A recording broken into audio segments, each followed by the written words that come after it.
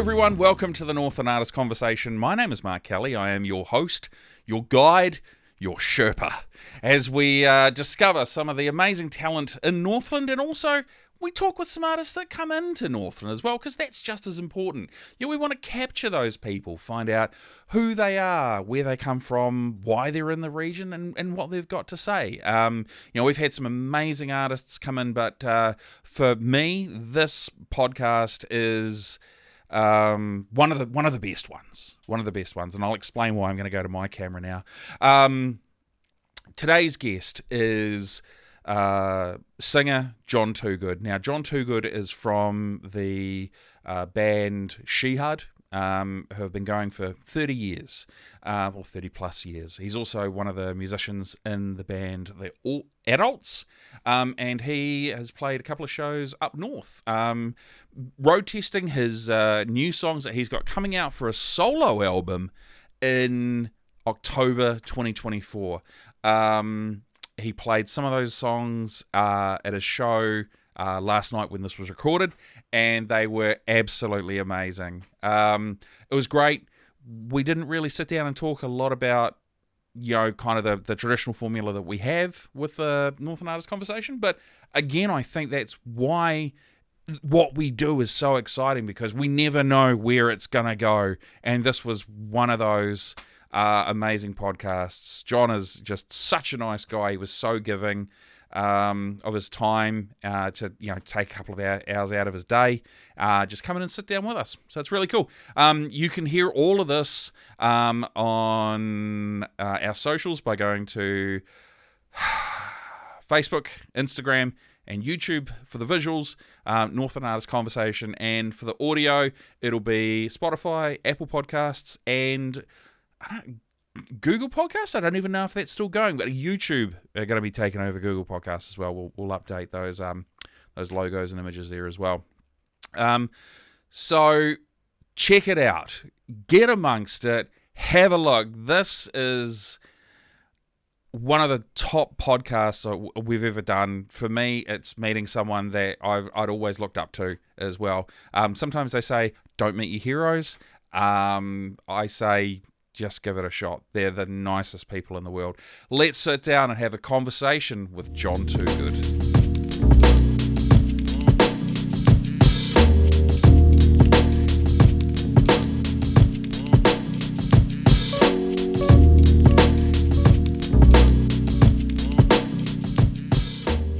Well, we don't really have, and the good thing is we don't have a starting off point. Yeah. So cool.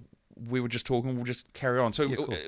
Boogie Nights, that scene is amazing.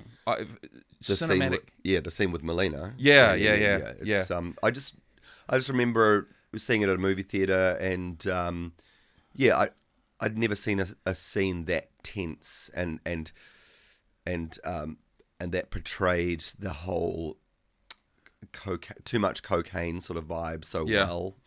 And just having those random firecrackers going off all the time. It's just constantly keeping you on the edge of your seat. You are, yeah. Yeah, it's fantastic. It's really well done, shot really well. But yeah, so thank you very much for coming in. Pleasure. Man, I know you're busy and you're kind of wrapping up a tour. Yeah. I suppose, is it a tour or just a mini tour? I said to my manager, listen, I've finished the solo record and I want to try out some of the new stuff. Right. And it was like, okay, well let's play here. It's like, great, this will be a good opportunity to try this stuff out. Cool. Yeah, nice. For those of you that are watching or listening, this is Jon Toogood, the legendary lead singer from Kiwi band Shihad, also singer from The Adults. Oh, yeah. And currently, now as I found out last night, you've finished your own solo album, which is amazing. Yeah. And you've done this mini set of shows just to see, get the songs road ready and stuff like that. How do I want to approach this? How did you decide that you wanted to do a Jon Toogood album as opposed to a Shihad record? Well, or collaborating with any other artists in general? Okay. Well, I've done I love collaboration. It's fantastic. It's it certainly has broadened the way I look at music. Just working with other artists, They use different, set of experiences that are different from yours, so they bring different things to the table, makes you think about, oh, right, you can actually say that same thing, but in a different way. So I like collaboration. I also, because I spent the early records of Shihad doing everything very isolated, I would literally do the drum patterns on a Dr. Rhythm. Oh, wow. I would arrange the songs. I would do all the lyrics, and I was a big control freak. But it became quite a lonely process, I found, after about two albums. And I sort of, ever since I sort of opened myself to other people's ideas, I think that's informed my songwriting and made me a better songwriter, because you get to, because I know what I'm going to say and I know what note I'm going to go to, and it sort of gets a bit boring. It just gets a bit boring. So I like collaboration, but this time around, why did I do a solo record?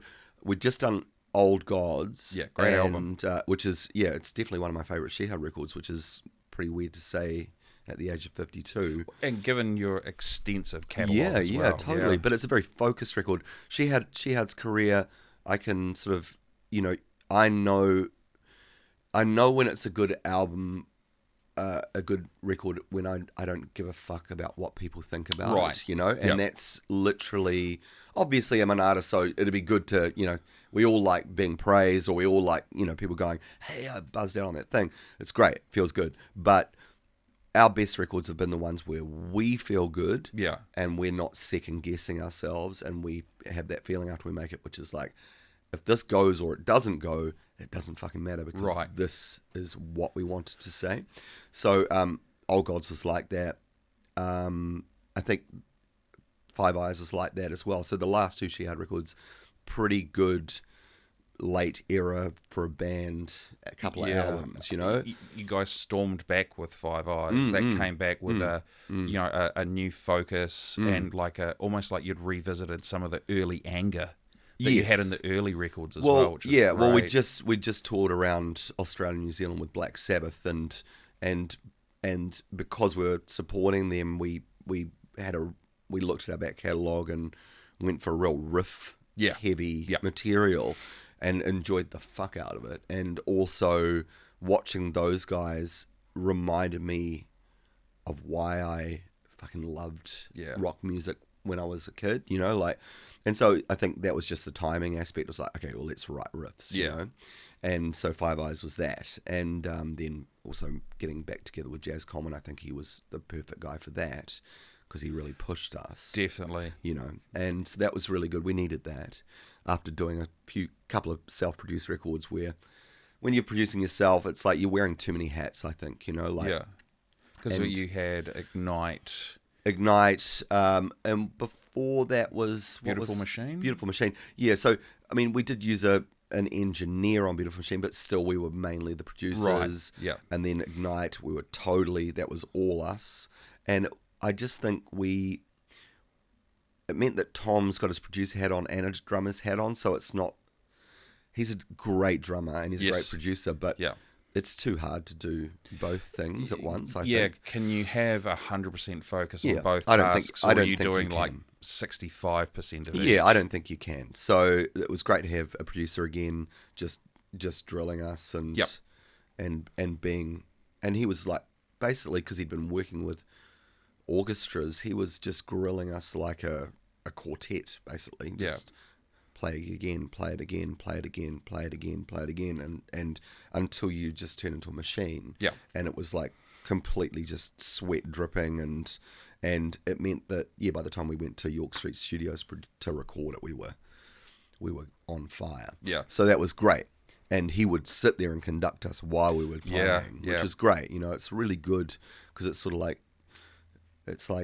just thinking about your instrument in a different way, which I really enjoyed.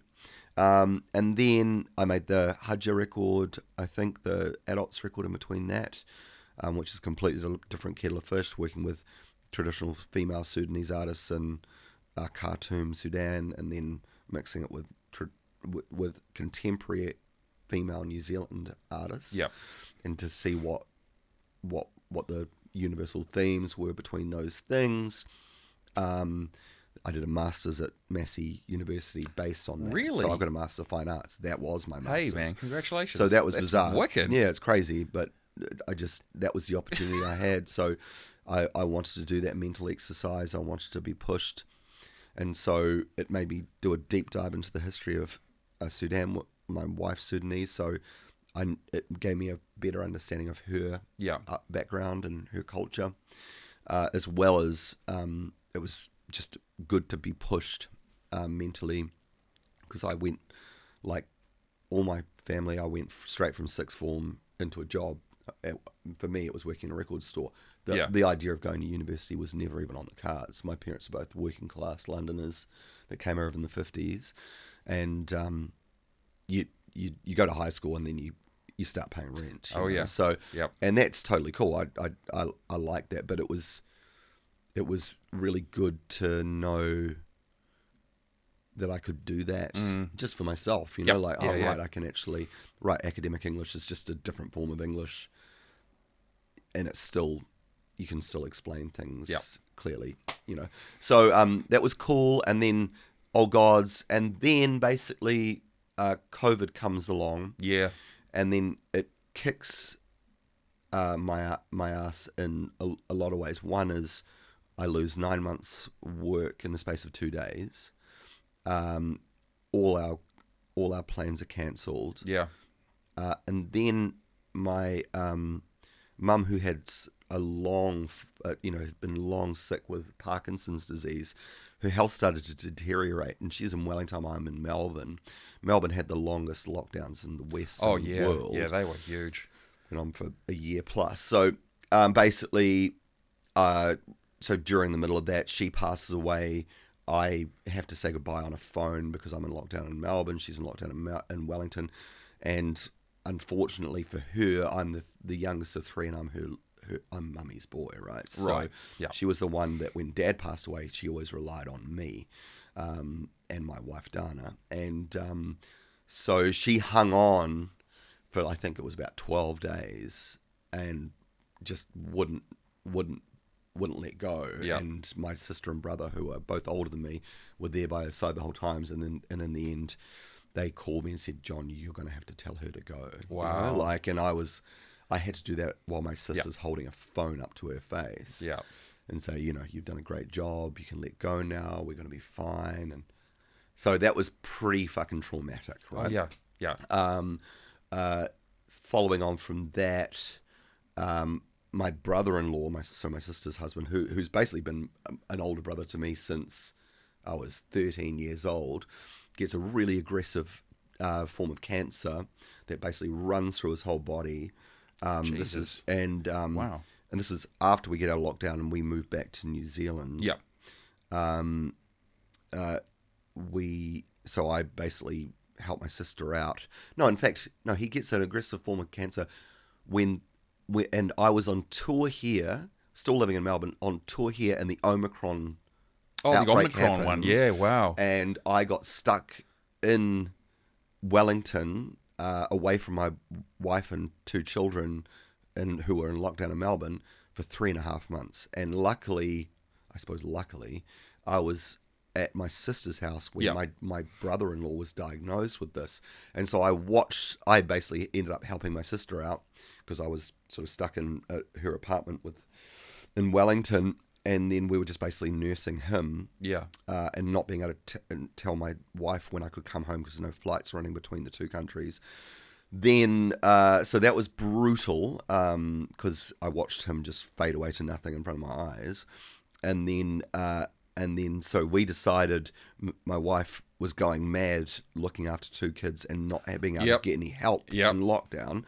So she basically made the call, if most of your work's in New Zealand, if we get a chance for an MIQ spot, we'll move back. So we did get an MIQ spot, which was crazy. We came back. I wasn't going to live in Wellington. It's too small after living in Melbourne for 20 years. I love Wellington. Yeah. But the entertainment industry's in Tamaki Makaurau, so I'm going to move there. Yeah. So we lived there. And then what happened was, I think I was playing some shows around NZ and I caught COVID. And I hadn't caught COVID this Had whole you time. dodged it the whole time? Dodged it the whole time, and then Wow. I got COVID, and then it all went into my sinuses, which was weird because I'm an asthmatic, so I was freaking out. It was going to go into my lungs, and I wouldn't be able to breathe. It went into my sinuses, and 2 weeks after I caught it, I got woken up out of a dream with the car alarm going off in my head. Basically, like I've got tinnitus. I've had tinnitus for years. Yeah. But this was like turned up to 12. Usually it's around a 3, and it was like I'd gone to see Motorhead and stuck my head in the PA. Oh yeah. And just left it there. But it woke me up out of a dream. You know, it was really loud, and I ended up not sleeping for 36 hours and ended up in A&E, and they had to give me lorazepam to sedate me so I could sleep. Wow. So I basically was having these full-blown panic attacks. Yeah. Because it was literally like a fucking car alarm going off my head, and I couldn't understand why. And then I finally went to the top ear, nose, throat specialist here. In Tamaki Makaurau. And then they basically went, unfortunately, the research coming out of America is 40. If you have pre-existing tinnitus, you've got a 40% chance of it turning it right the fuck up. Wow. And we don't know how long it's going to stick around for. Wow. So basically, I tried all these different things. Went to the Auckland University Tinnitus Clinic. They put hearing aids in, pumping white noise and pink noise, blah, blah, blah. I actually found that aggravated it. I tried sort of epilepsy medication. Oh, wow. Apparently that worked with some people. All it did was make me not be able to walk in a fucking straight line. Right. It was a nightmare. So they had me on all these different drugs and nothing was working. And then someone suggested go and see a cognitive behavioral therapist. CBT, yeah. So, and I was like, I don't know how the fuck does that work? Okay. Because basically what was happening was it was getting really loud, and tinnitus is not coming from your ears, it's coming from your brain. Yeah. So what happened was I've already got top-end hearing loss from standing next to Tom's China cymbal for 30 years, right? Yeah. So he's not a soft hitter. No, and also, we play loud, and Yeah. I don't wear earplugs and blah, blah, blah. So my graph, if you look at it, just goes, all my bass frequency's fine, mid frequency's fine, and then all that top end is gone, right? So, so what happened was COVID came in, suppressed my overall hearing volume. So my brain went, shit, he's lost that completely. Wow. I have to attenuate and turn it up. Yeah. Just so he doesn't get eaten by a lion. That's literally what's going on. Yeah, which makes sense, right? Because that's very primal fight or flight. It's totally primal. It's totally primal. It's a protection mechanism from your brain. So the idea with a cognitive behavioral therapist is to try and wind your nervous system back down and make go there to your brain. Right. You're not going to get eaten by a lion. You can shut the fuck up because it's a nightmare, right? So basically. And also what happens is it's attention based. So when you start listening to it, it turns it up. Yeah, absolutely. And how can you not listen to it if you're hearing it constantly? Yeah, how can you not be aware of it? Exactly. Yeah. So cognitive behavioral therapy works in the way that the other thing it does is if it gets really loud, you start thinking really dark thoughts like, shit, if it's like this now, what's it going to be like in 2 years' time? So you start crystal ball gazing, which is actually a faulty way of thinking. Well, you play because the what who if game, knows right? what the fuck's going to happen, Exactly. right? So, but that turns it up as even more because it brings your anxiety levels up. Yeah. So it's like walking on a fucking tightrope with a shit, and so cognitive behavioral therapy she was great. She went, you don't know what the fucking future is, so become present. Don't worry about the past, become present. So it's all about putting everything into perspective. Okay, it's loud now, but if I have a good night's sleep, I'll wake up, it won't be as loud. So just relax, So it's all teaching you how to, and it was probably something I should have done ages ago because I can be really cup half empty in my thought because of my childhood and the way I was brought up, and and I can get pretty dark at times, So was it you had some underlying mental health issues that you've never addressed? I've always had anxiety, Okay. and I've always had a propensity to. Like a lot of artists, I think, it's becoming clearer and clearer that artists are basically just normal people, but they're probably more sensitive, They're more sensitive, which means they pick, which makes them good artists, It's like, it means that they can translate that feeling into poetry or dance or art or painting or whatever the fuck. But it's a double-edged sword because you feel things intensely.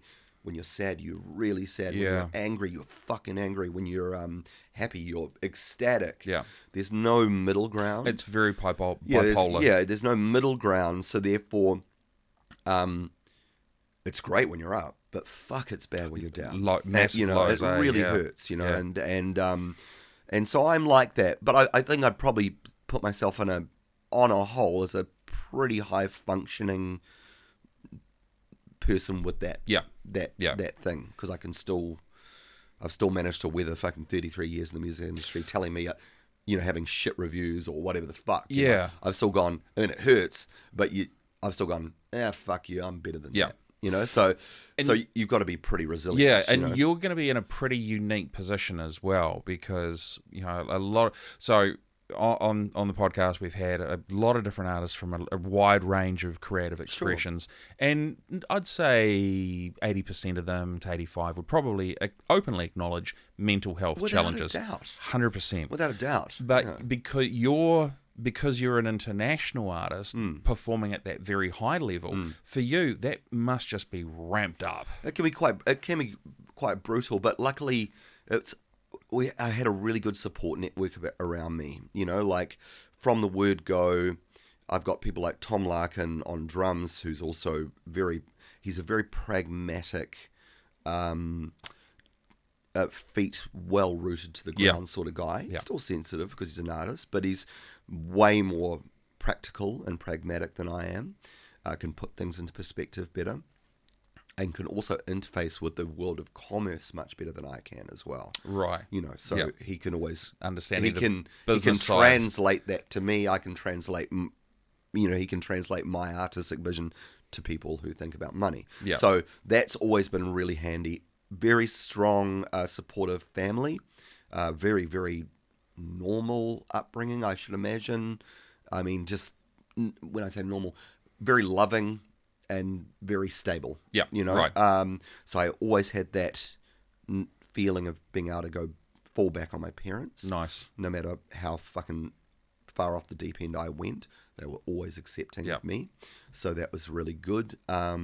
So yes, sensitive dude, but surrounded by the right people. Yeah. So I got lucky.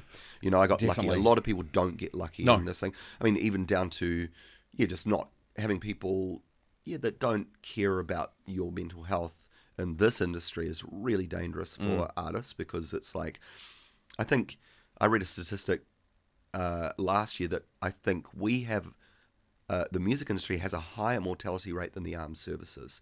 Yeah. That's because you're dealing with throwing sensitive people out onto the road. If you've got mental health issues, what do you need? You need sleep. Yes. You don't get sleep when you're touring. You need to stay away from self-medicating. Yep. You fucking drink and you take drugs. Oh yeah. Yep.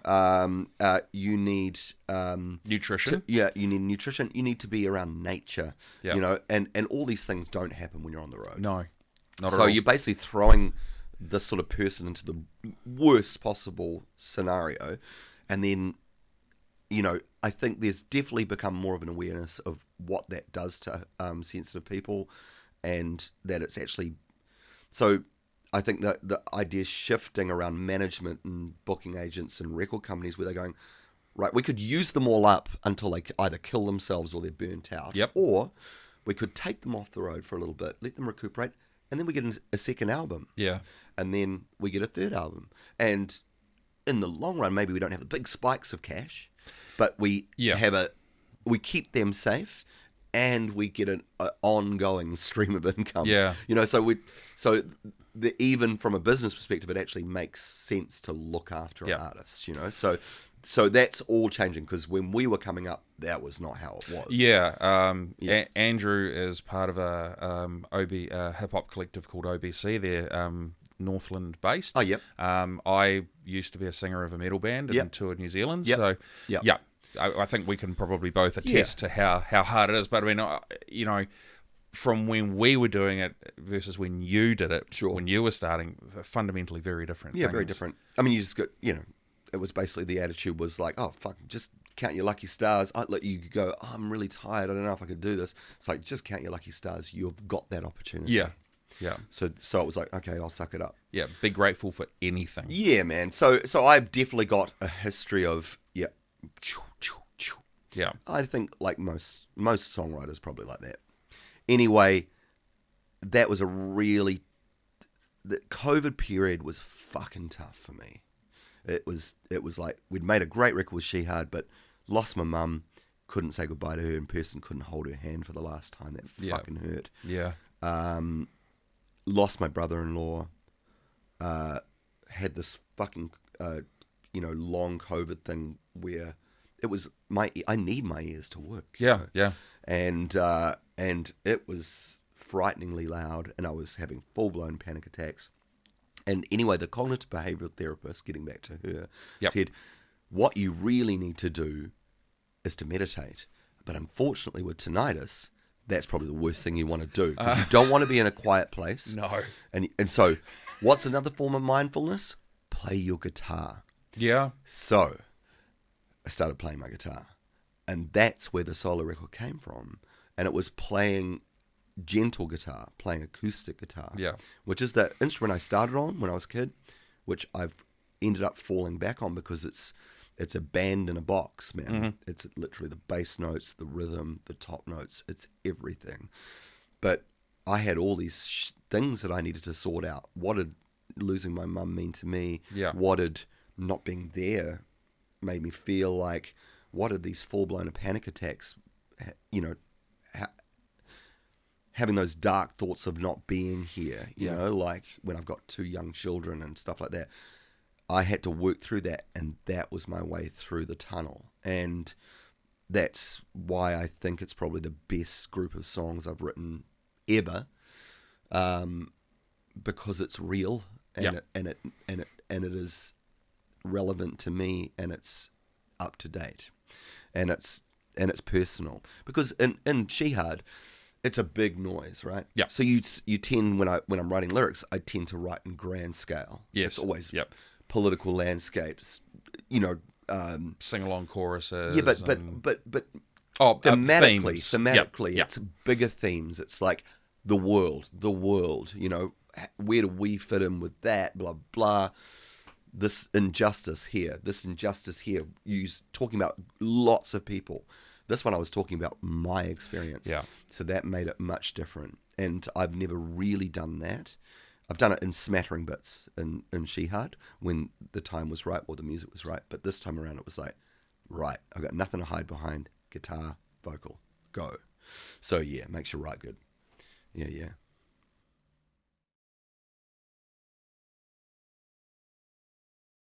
Northland Artists Conversation proudly supports 1737. 1737 are a free service that you can contact either via phone or text message.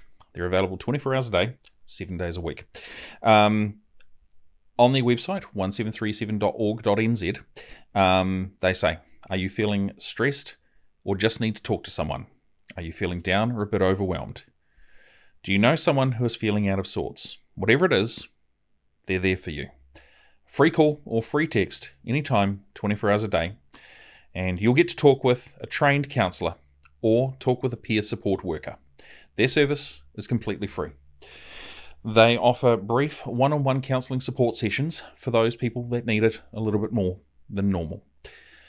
Please do not be afraid to reach out if you need support or if you know someone else that needs support as well. 1737 are a fantastic service, and we here at the Northland Artists Conversation are very, very proud to support what they do. 1737, free text or free call.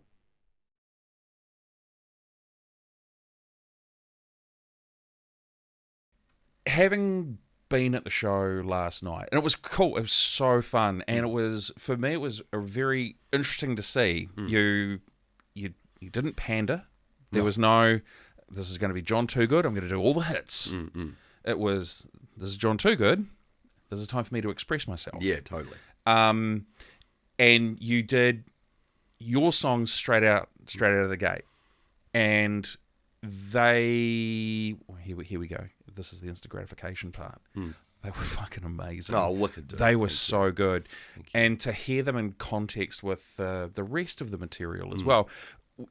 When you were sitting down getting ready to organise this, did you make a conscious choice to go, well, this is to demo new material, so we're going to put this at the start, and then I'm going to do everything else in the back end.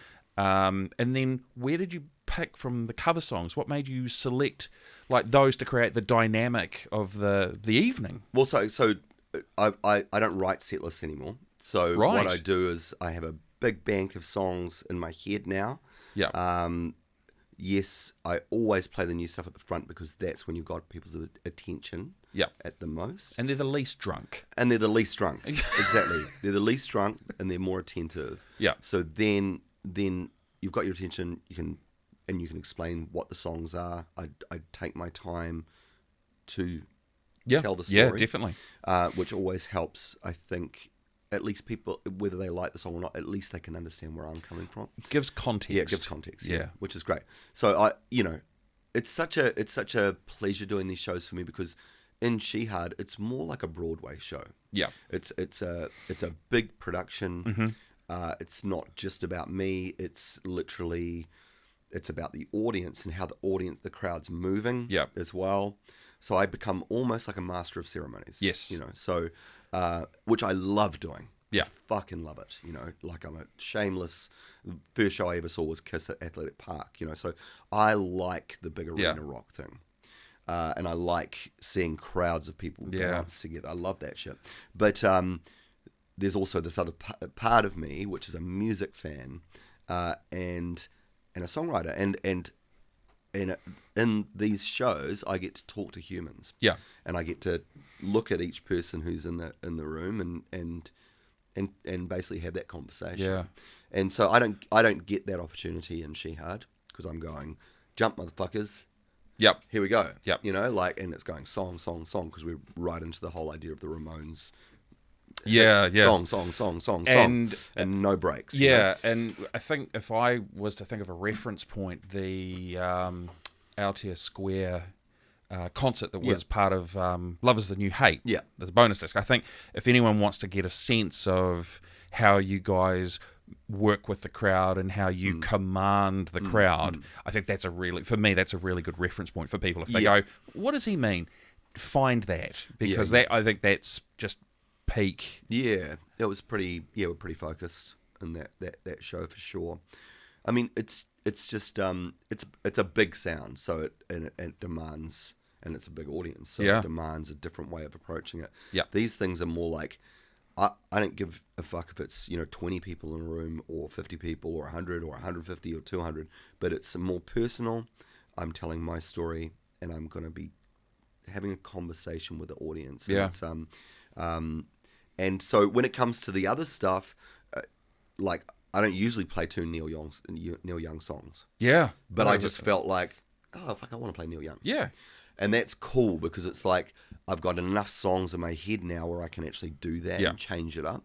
I have some nights I don't play Feel the Fire. Some nights I don't, play other songs. And I do have a scaffold of a set. Right. Like I'll always play Victoria, I think, because that's a nice way to go. I will be playing songs that aren't mine. Right, yeah. But I'll be giving my interpretation of it. And I'm going to be playing songs that meant something to me as a kid. Yeah, yeah. And so that's a good way to introduce that sort of theme. And then I'll play Pacifier because I like Pacifier, and I'll play Home Again because I like Home Again. But then there's a nice bit of freeform to the set, which I really enjoy doing because there's no freeform to a Shihad set. It is a set, it goes back to the idea of a Broadway show. That's a different art entirely. It's very much a machine. There's a lot of moving parts. And your lighting guy's got to hit certain cues for this time. And it creates a fucking amazing effect. Yeah, it's like a Hollywood blockbuster compared to an indie film. Yeah. I like both of those things. This means I get a chance to do my indie film version, where it's much more personal and it's much more. But like you saw, it can still get quite big as long as you get people to sing along. Yeah, you can also get this quite big sound happening with an acoustic guitar and a voice, you know, like, and I've learnt as well about the dynamics of an acoustic guitar as well. Like I can go, right, to make this chorus big, I'm going to make this verse fucking tiny. Yeah, a lot of muting and super it down quiet. Quietly, you know, like, and so I've learnt how to do that I've been doing these solo shows for about 12 years, I think 12 years.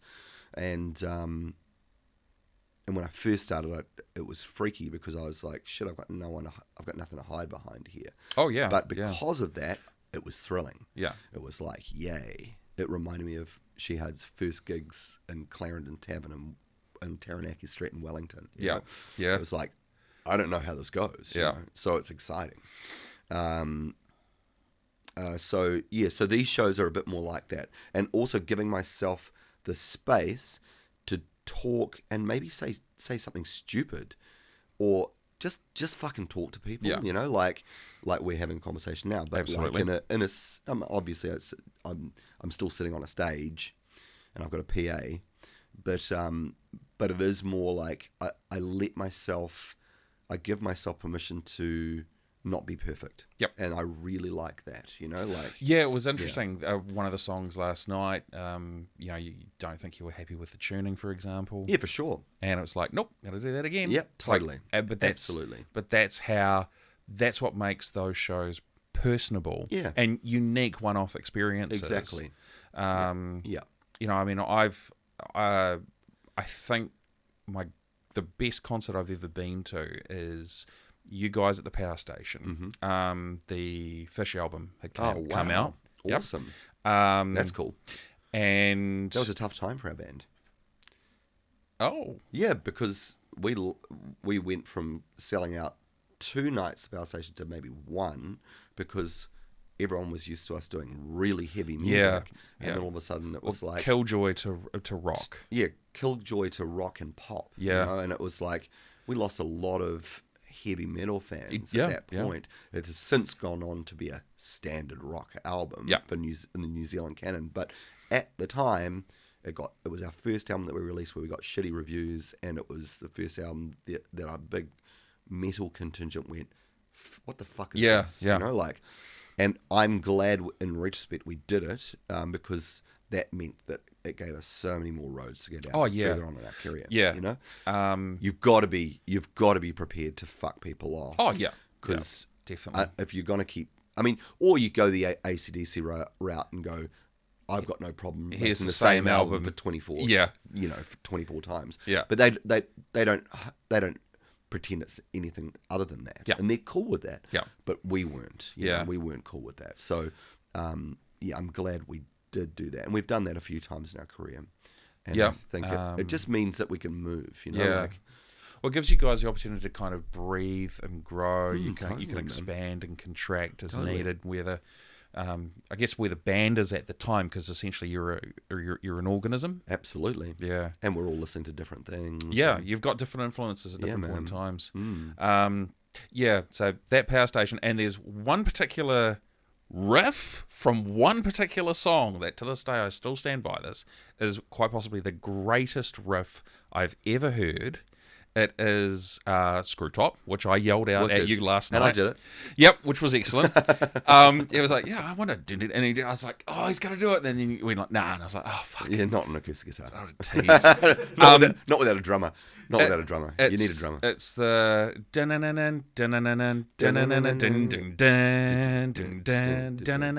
and I'd never been in a crowd because I was, I think, 3 rows from the front. I was in the thick of the mosh pit. I'd never been in a crowd where everyone was bouncing up and down in unison. Yeah, totally. And it was just like, holy shit, this is the greatest riff I have ever heard. And I still play it to this day. Oh no, yeah, that's definitely always going to be a good part of the song when that riff. Yeah, because it's the build to it, and then the fucking release of it. It's just absolutely. Like, it pays off. Yeah, know? And you do get a massive payoff at the end of it. It's very satisfying. Yeah. The Jon Toogood material is. Are we looking at you just as yourself and a guitar, or do you have other artists that are... I have other artists. So basically, so what happened was I made a record in my basement in Howick, of all fucking places, and basically kept it to acoustic guitar and vocal. I gave myself that limitation, and sometimes limitation for a songwriter is the best thing you can do. Yeah. It's like, well, that doesn't quite work, does it? In a band situation, I could go, yeah, but if you played a sprinkly bit of guitar over here and you played that on there, that would cover up that thing not being perfect. Yeah. Where is this? It's like, oh, that doesn't work, so I'm going to have to find something else. Right. So everything was based around, does it work on an acoustic guitar from start to finish? Does it still have dynamics? Does it still come down? Does it still pay off? Yeah. So it meant that I had to write in a different way, which is great. And then afterwards I went, oh, cool, I'm going to have a little play on a piano. Cool, I'm going to play on a bass, because bass is my favorite guitar. That's my favorite instrument, because that is the song, right? Yeah. Bass is actually the song, but you don't know it, and that is what it is. Yeah, bass is what kind of drives everything. Bass is what tells you. It's not only the rhythm section, but it's the thing that tells you we're now in a pre-chorus, we're now in a chorus, we're now in a verse. So it's the scaffold of the song. So bass is great. So I played bass, and then I pretty much, because I spent a bit of money on, like, I've got a Neve preamp, and I've got a distressor, and I've got an SM7, which is basically the vocal chain I use in Vancouver at the fucking most expensive recording session. It's recording studio. Little Mountain Studios or something. Yeah. I mean, so basically, I've got that vocal chain. So all the vocals I tracked were pretty good quality. Yeah. The guitars were pretty good quality, because I've got a nice guitar, and I just put that through that chain. So I went into Warner's and went, oh, fuck, I've written these songs. Yeah. To me, it ended up sounding a little bit like, I really like Bruce Springsteen, Nebraska, right? I love that fucking record, right? Yeah. That was the demos he wrote, and then they tried to record it with a band, and it never worked, and so they released the demos, right? Because it's got a vibe, and it definitely has a vibe, right? So I went, yeah, cool, and they fucking fell in love with it. This is a record company we've been with for 20 years, you know. So, and they were like, do you want to do something to it? I was like, well, I wouldn't mind just hearing another person's take on it. Yeah, sure. So around the time of Beautiful Machine, we worked with a producer called Scott Horscroft, who's a Australian. He produced Empire of the Sun. Oh, yep. He co-wrote Silverchair's Straight Lines. Oh, that's a great, fucking awesome song. Wow, it's like that's my an favorite, amazing it's like my song, favorite man. Silverchair song, right? Yeah. So really, and a really good departure from the rock thing, Yeah. you know, but beautiful. And so we were working with him at the start of Beautiful Machine, and he was pushing us down this pop path, and I think I balked. Right, and went, yeah. oh, this is just a bit too much at the time. I'd never done that. And so we ended up not working with him, but I did keep mental note Yeah, in right. my head. This guy's fucking talented, but just wasn't right for me then. Yeah. But I thought, oh, fuck, I'm going to send it to Scott. Yeah, nice. And I nice. sent it to him, and he came back. He's exactly the same age as me. He's got a 5-year-old and an 8-year-old. Oh! And it's fucking bizarre, you know? It's just like, he comes back and he goes, this is the best lyrics I've heard from anyone for the last fucking 10 years. Wow. And because I've just been producing all these fucking rock bands, Yeah, and it's like, come over and I'll just get a bunch of fucking young musos to have a little tutu. Yeah. You know? And so that's what we did. I flew, he owns the Grove Studios, which is where Shihad recorded Old Gods. Yep. It used to belong to Gary Bears, or whatever the fuck his name is, from In Excess. Oh, yeah. But it's beautiful. It's in the fucking countryside in the Central Coast, beautiful part of the country, and it's an amazing studio. He has a amazing Yamaha grand piano set up in this room with, you know, $20,000 Neumann mics, micing it up, and he just gets a young pianist to come in. The guy goes, okay, I think I'd do this. And I'm blah, blah, blah. And he just started playing. I was like, oh my God, all of a sudden it's just three-dimensional. Yeah. You know, and it's like, because I left all that space, because it's basically just a vocal and guitar, Yep. we've got all the space to color Yeah. in. And because the scaffold's solid, Yep. it means that you can go wherever. So he, after a day of working with him, he was like, I've got a mate who plays violin. Shall I bring her in? I was like, fucking do it. Yeah. And because I'm a bit older, and because I've done things like the adults, I've learned how to get out the fucking way. Yeah, right. And I don't want to go, I think you should play this, because he's a piano player. I'm not a fucking piano player. Right. She's a violinist. So I'm not a violinist. So what would you do?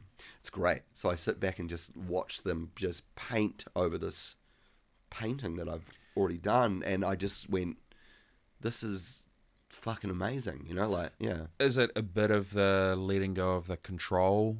Yeah, totally letting go. No, it's about having trust in other musicians. Yeah. And going, well, fuck, let's hear what they've got to fucking say, and I think when a musician gets given that permission to express themselves, they bring their fucking A game. Yeah, definitely. So, and we had a young drummer from a band called Middle Kids, that are sort of big Triple J band, who came in. He's this guy Harry, he's young, and he's like, I just want to say, my dad used to go and watch you in Manly at the blah, blah, blah. And I'm like, he'd be fucking stoked that I'm playing on your record. So he was like from a totally different generation. Yeah. But he's like, he just laid down this 70s vibe, man. It's just like sort of Fleetwood Mac, sort of Goodbye Yellow Brick Road sort of era. Right. Elton John, Yeah. because I'm a big fan of Nigel Olsson, who plays on that record, the drummer from that band.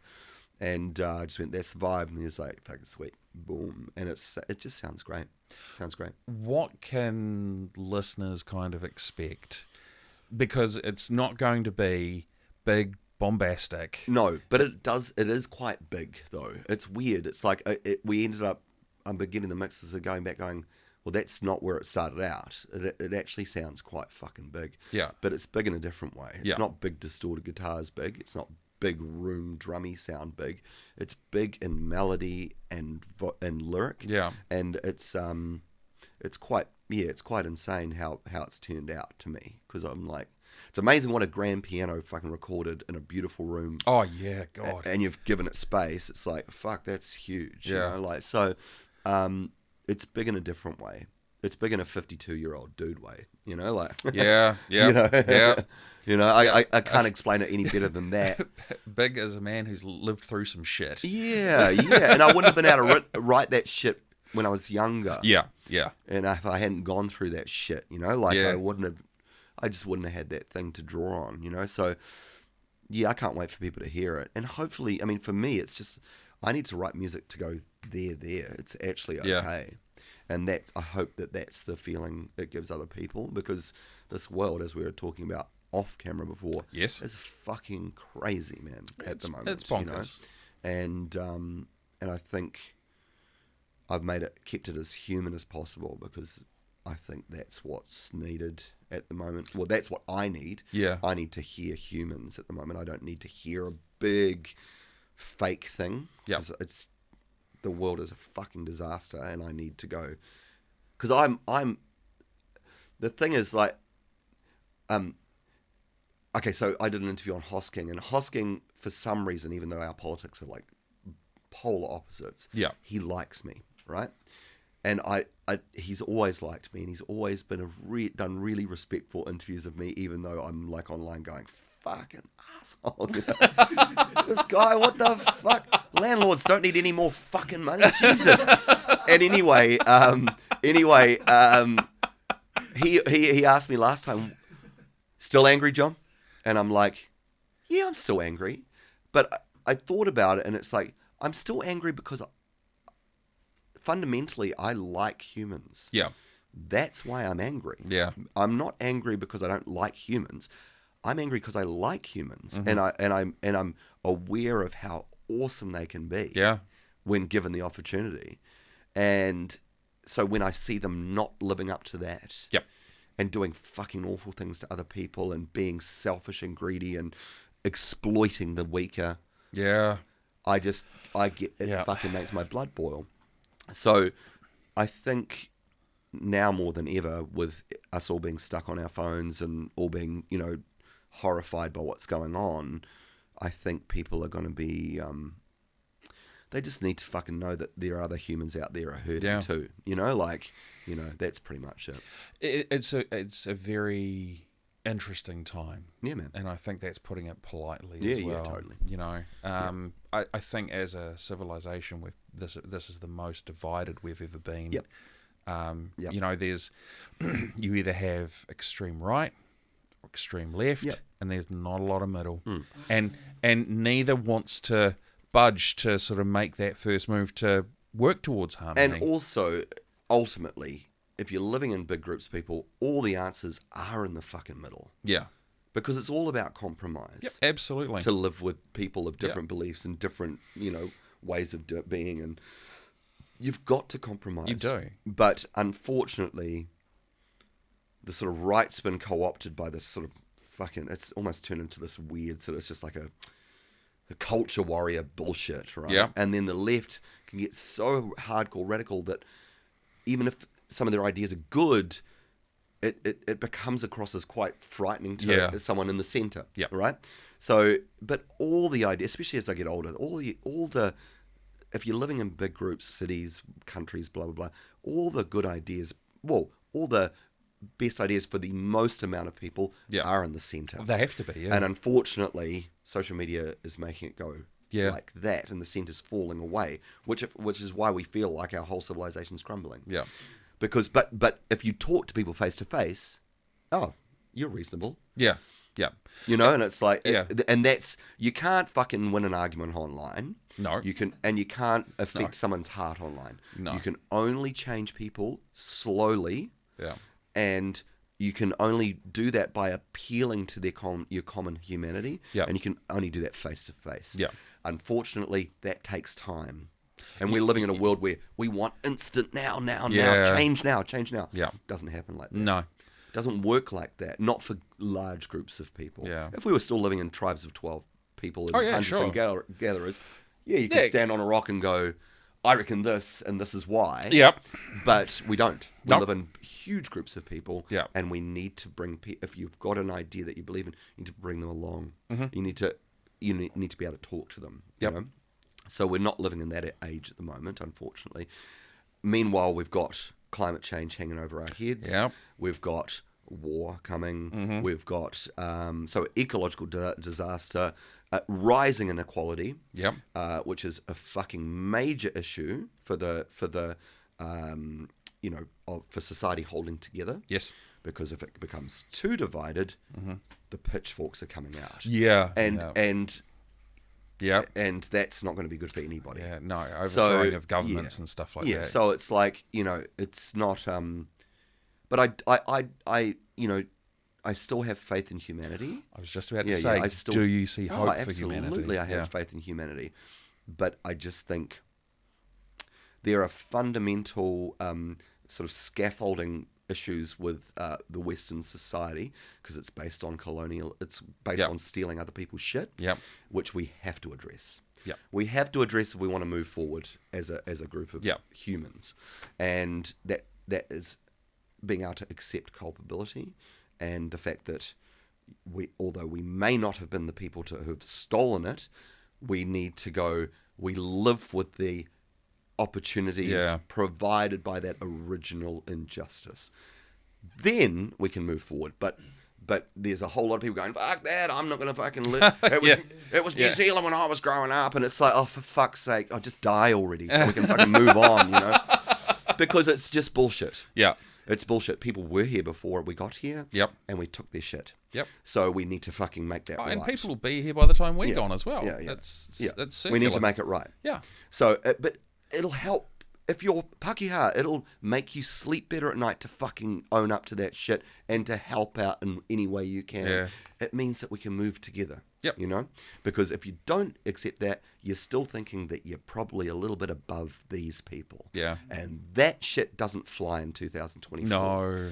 It just doesn't. Well, it does in some circles. Well, yeah. But it doesn't if we want to move forward. Yeah, collectively and as one. Yeah. Absolutely. As one. Yeah, so it's a really we're living in fucking interesting times, I can tell you that. Yeah. Because you're seeing all this crazy fascism coming up and right wing shit, but you're also seeing a real awareness in this new generation going, actually, I'm totally down with fucking owning up to our colonial past and moving forward. And you know what? I don't give a fuck what people think about their own gender. That's up to them. It's not my issue.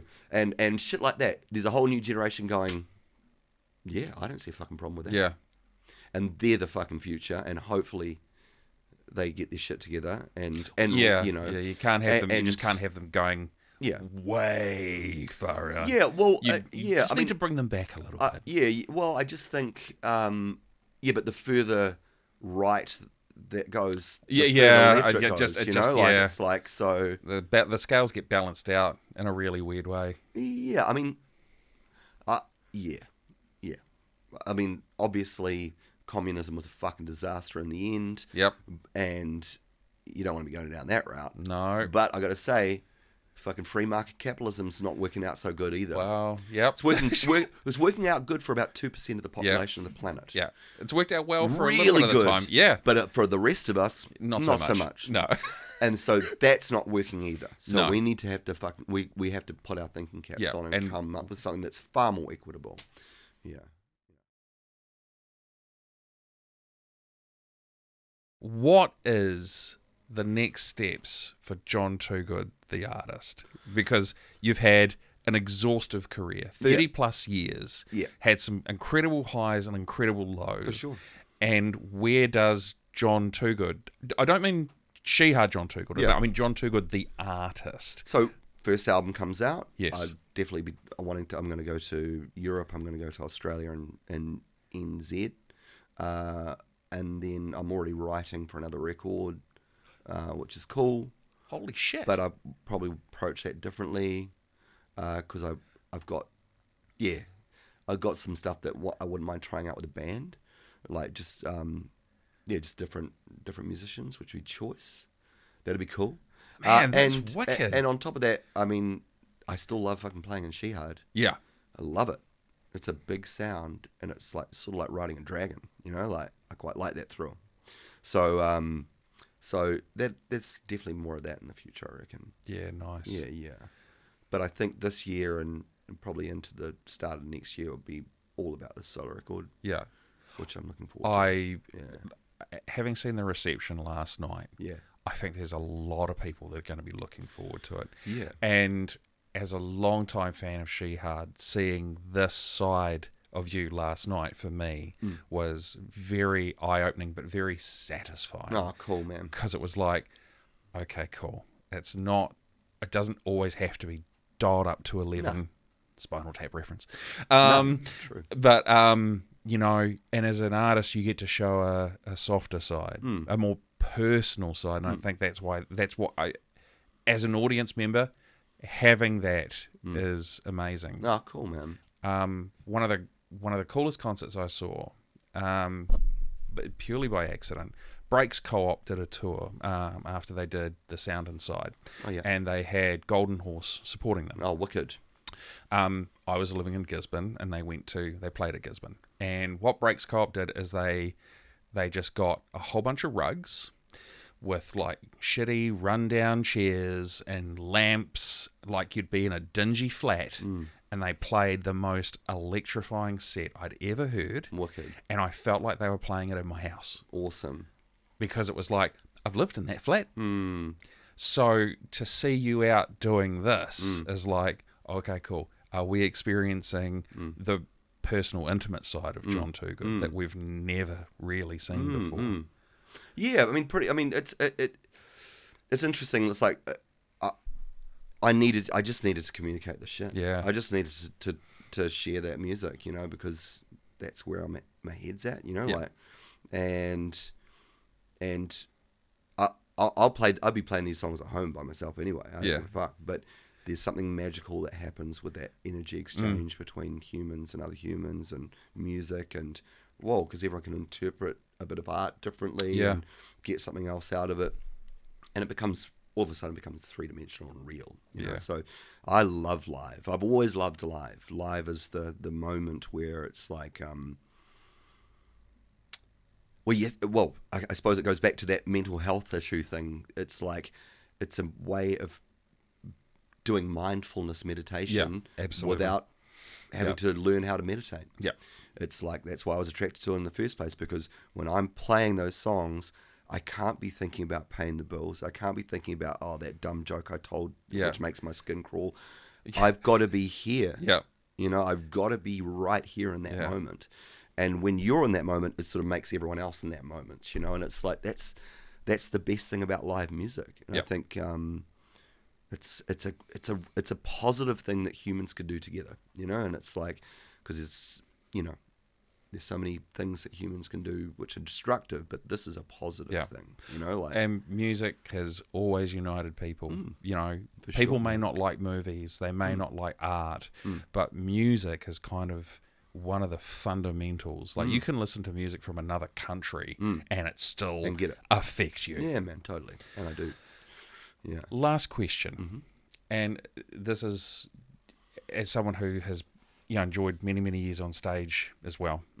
Is there a Jon Toogood that is, how do I say this? Is there a side of Jon Toogood that we don't see? The one, not the performer. Yeah, sure. The one that's on stage that when you're with Shihad, you're commanding a crowd. You're the MC. You're expecting ungodly things from that crowd, through to the performances where it's nice, small, and intimate. But who is the Jon Toogood when that comes off?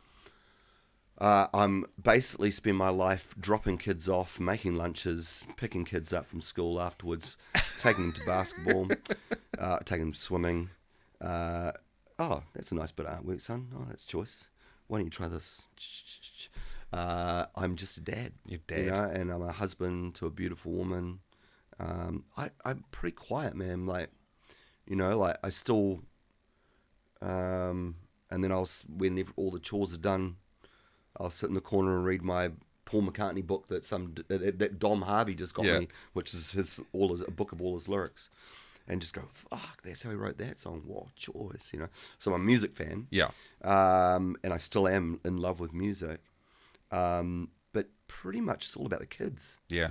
Most of my life, outside of performing, it's about making sure they're good. Yeah. But when my son was born, the first kid we had, it was the first time in my life I didn't feel like I needed to write a song, and it was and I didn't give a shit. It was fucking great. And then a year passed, and I was like, I still don't give a fuck about writing a song. Oh wow. And then it was like, ooh, it's starting to get up to 2 years now, and I haven't written a song. And I've been writing, whether or not it was generic Metallica rip-offs, from when I was 17 at school. Yep. That was my way of helping me sort out how I saw the world, how I fit into the world. I needed to write music, and I fucking loved the process and writing. And then my son was born, and all of a sudden I was like, I didn't give a fuck. Yeah. And it was weird. And so after about 2 years, and I still like in Shihad is like going, are you gonna fucking write anything? It's like, maybe I've got nothing to say. Yeah. Literally, I'm just so ecstatic that I've got my son and he's healthy, and I'm just watching him, and then I sort of like went, I better get my shit together. So I reached out to Dave Dobbin. Oh, yep. Yeah, so I reached out to Dave Dobbin because I've known Dave for a long time, and I know that he's got kids, and he manages to write records. So I reached out, and I went, and he said, just come over and hang out. So I went and hung out with him, and we just listened to music all day, and played each other songs we'd loved, and then played songs, and I played a bit of adults and blah blah blah. And I asked him, what do you reckon? I can't write. And he's like, John, it's fundamentally a selfish act. You need to get into a space where you shut the door behind you and everyone else can go get fucked. Wow. And you've got to play. Yep. And I know, people come up to you later on and go, oh, this song changed my life, and this, and it's great. But ultimately what we're doing is for us. Yep. But you need to create space to be able to do that. You need to actually go, can you look after the kids? Yeah. And that was the best thing I heard, actually, because it was like, yeah, right. I do need this for me. It helps me make sense of the world. So that helped unblock a lot of writing for me. So I try and work that into my everyday life. Yeah. So while the kids are at school, yep, I'll always have about at least a couple of hours where it's just music. Yep. Whether it's just working on something that I'm already working on or starting something new, but I'm always writing. Yeah. Yeah, because I just fucking love it. As someone who's seen you guys go from It. Yeah, man. Through To Feel the Fire. Yeah, man. You have always had something to say, and it's always been topical and very of the moment. So, October the album comes out. Yeah, and I think there'll be a single in maybe June, July. Yeah. And then maybe one in August, and then single and album in October. Nice. Yeah. As someone who's, seen your whole career and all the ups and downs and highs and lows, thank you so much for coming in and sitting down with us, man. Pleasure. For me, this is just like, this would be like you sitting down with Lemmy or someone like that. I did that. Yeah. I did sit down with Lemmy. I had to do a TVNZ children's television interview with him when Shihad supported Lemmy at the Auckland Town Hall on the 1916 tour, and I'd never done interviewing for TV, and I just went, oh, cool, yeah. TVNZ approached me, and I said, yeah, I'll do that. You're supporting? Yeah, that'd be great. Get to meet Lemmy. Oh, how hard can it be? And basically, we get to sound check, and they're Motorhead are sound checking, and they're basically having almost a fist fight on stage. Fucking Filthy Animal Taylor's throwing a drumstick at Lemmy's head. Lemmy's having to be held back from fucking punching this guy in the face, his drummer. And I'm like, oh, okay. Oh, right, okay. And then, just as I've seen that, the TVNZ director comes up to me and goes, right, John, you ready for the interview? So I'm like, okay. Yeah. And so we go backstage, and she basically opens the backstage door to Motorhead's dressing room. They're all sitting on one couch, just fucking fuming. And she just totally blissfully unaware goes, right, Mr. Lemmy, are you ready for your interview now? Boys, talking to the rest of the band, could you get out of here while we do this interview? Oh, my God. And they all begrudgingly get off the couch and leave. And he just sat there, just scowling at this woman, didn't say a fucking word. And then she goes, oh, go and sit down next to Lemmy. And then so I'm sitting down next to him, and he doesn't even acknowledge my existence. He's just looking at this woman. And then after it was probably only about 30 seconds, but it seemed like fucking an hour. Yeah. He basically goes, you fucking rude bitch. How dare you tell my band to get out of their own fucking band room? And I'm like, whoa. Yeah, I'm like, on this couch just going, and we're off. I just want to disappear into nothing. I just didn't want to be there, it was like, fuck this. And then he turns around, he pats me on the knee and goes, there, son. It's not your fault. Oh. It's that silly cow. Yeah. And it was like, whoa. And it was just like, she was like deflated, and I was like going, oh, now I've got to do a TV interview. Fuck. It was fucking awful. Well, I will be honest and say I'm glad that this hasn't devolved into that. Yeah, nowhere near. So yeah, from the bottom of my heart, I really do appreciate you taking the time out and sitting down with us. So thank you very much. Cool, man. Pleasure. There you go, everyone. The Jon Toogood podcast. That was amazing, man. We covered off so many topics. It was great. It was just so cool to be able to sit down with such a nice guy who is a real Kiwi icon, and just shoot the shit with him for damn near an hour and a half, hour and 10, hour and 15 minutes, and such a nice guy. Very cool. I had a lot of fun with him. Once we'd finished recording the podcast and doing the rapid fire, I walked him to the car, and was like, thanks very much.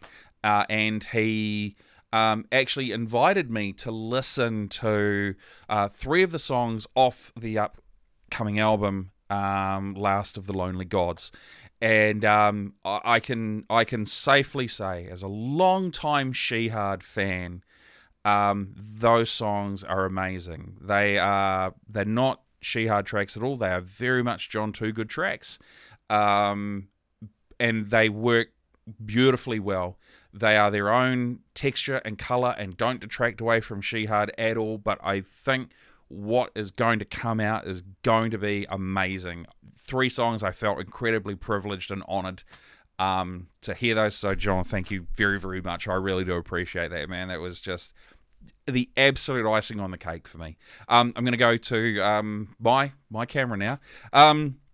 This was a podcast that kind of happened by luck, really. Man, how did it happen? I saw on Facebook that you know how you get those sponsored ads and stuff like that. It's like Jon Toogood touring New Zealand, and it had Whangarei. So I was like, oh yeah, man, I'll definitely go to that.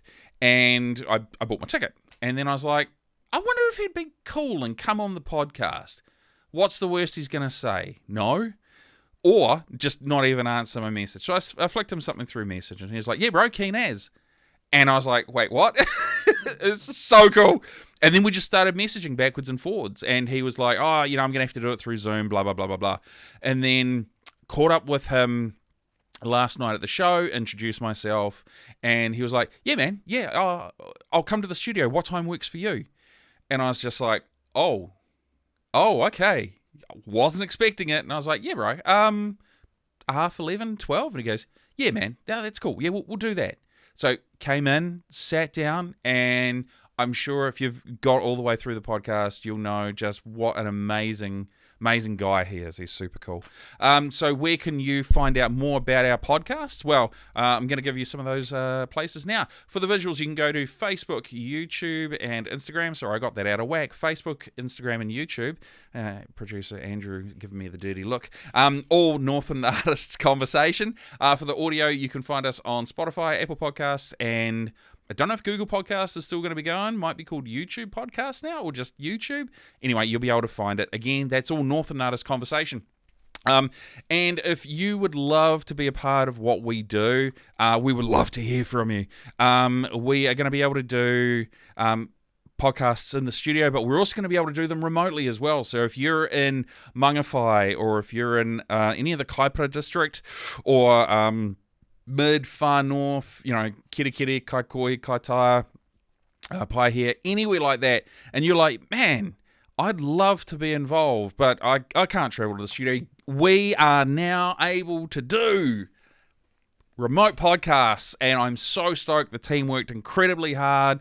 It was one thing that we'd been trying to get up and running for a little while, but we'd never been able to figure it out, and then just one night, earlier in the week, we just finally got it, and it was amazing. So, how can you get in touch with us? Well, it's nice and simple. You can email us hello@northlandartistsconversation.co.nz. And we keep it simple around here. Nice and easy. It says everything's Northland Artists Conversation. You can get in touch with us that way. I'm going to go back to my wide. When will this podcast come out? Is probably going to be the next question. We're gonna probably shift it a little bit. Because this is a kind of a big podcast. So we'll probably have it around the time that we celebrate our 2-year anniversary. Hard to believe. So on May the 2nd, which is a Thursday night, we're going to be we're holding a little bit of a gathering at Roost on Bank, or Roost on Bank Street. And we've invited every single former guest to come down, hang out. We're going to have some food and nibbles, and we've invited a whole bunch of artists to perform as well. So if you've been on the podcast and you've had a great time and you want to get up and you want to do a song or do a poetry reading or do a bit of a reading from a book, absolutely, man, we would love that. That's going to be so cool. That's kind of the night it's going to be. We're also going to try and live stream the whole thing as well. I don't know if that'll work logistically or whether or not it's going to be its own podcast entity, but man, I'm so looking forward to this. This has been 6 months in the making, and we've had some wonderful support from Roost, from Beltec. You guys have been absolutely amazing. Thank you so much. I really appreciate it. And yeah, roll on 2024, man. I mean, we're in April now, and it's been really, really good so far. I'm thoroughly looking forward to just seeing where the rest of the year goes, man. So stick around, stay with us. Thank you for joining us. We really appreciate it. My name is Mark Kelly. On behalf of the Northland Artists Conversation team, thank you so much for choosing us to be your podcast, and we will see you guys real soon.